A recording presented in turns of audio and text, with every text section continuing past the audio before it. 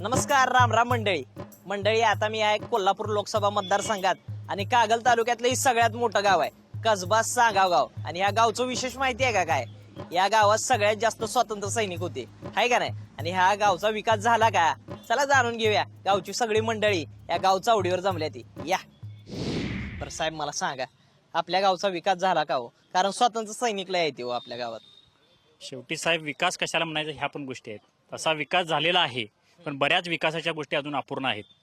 त्या होतील अपेक्षा आहे, पण अजून तरी काय पूर्ण झालेलं नाही. जसं काय काय अपेक्षा आहेत? बरेच आहे. गावातल्या रस्त्याचा प्रश्न आहे, पाण्याचा प्रश्न मोठा आहे.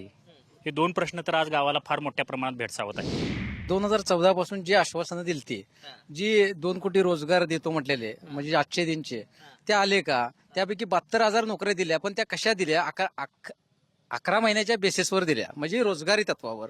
त्याच्यानंतर तुम्ही पूर्वीचं जे राफेलचं प्रकरण काढलं, 520 कोटीचं विमान 1600 कोटीवरती गेलं. हे कशासाठी गेलं? शाळेच्या लोकांना सुद्धा अजूनपर्यंत 3 वर्षाच्या स्कॉलरशिप पोहोचलेल्या नाहीत. पण तुम्ही संसदेत सांगताय की आम्ही स्कॉलरशिप वगैरे लोकांना तिथे दिलेल्या आहेत, पण आज सुद्धा तुम्ही प्रत्येक शाळेत जाऊन चौकशी करा की त्यांची स्कॉलरशिप सुद्धा दिलेली नाहीत. मग हे आजचे दिन आहेत का?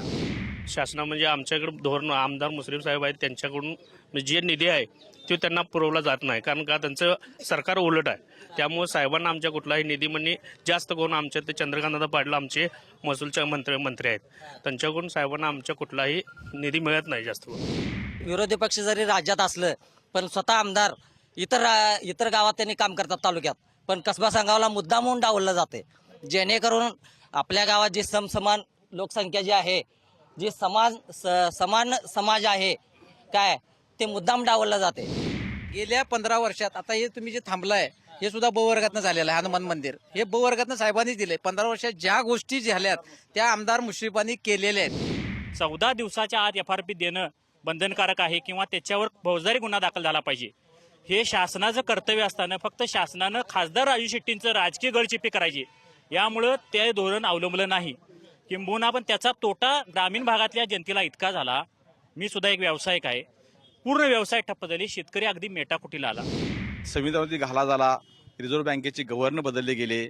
एका क्षणात आपल्या देशामध्ये लोकशाही का हुकुमशाही आपल्याला कळत नाही. शिवसेनेनं 4.5 वर्ष भाजपला शिवा देण्याचं काम केले, दुसरं काही काम केलेलं नाही. आणि ह्या मोदी सरकारला कांदा आणि साखर पाणी पाकिस्तानातला चालतोय. आणि आता म्हणायचं महाराष्ट्रातला शेतकरी आणि सैनिक दोन्ही अडचणीत आहेत, त्याच्यावर कुणाचंही लक्ष नाही आहे. ते येणाऱ्या काळात त्याला शेतकरी आणि सैनिक हे दोन्ही परिवर्तन करून दाखवतील. मंडळी, या ठिकाणी का नाही आपण आलो, आणि या ठिकाणी आल्यानंतर का नाही पहिला प्रमुख मुद्दा जे आहे का नाही, शेतकऱ्यांच्या कर्जमाफीचा आपल्याला बघायला मिळाला. शेतकऱ्यांची कर्जमाफी व्हावी आणि ती लवकरात लवकर अंमलात आणावी अशा स्वरूपाची शेतकरी बोलताना आपल्याला या ठिकाणी दिसले. आरोप प्रत्यारोप बी झाले. बरं मंडळी, आता का नाही पुढल्या गावाला जायचं आहे. मंडळी, आता तुमच्या गावात यायला लागलोय बरं का. आलोच मी तुमच्या गावात. या.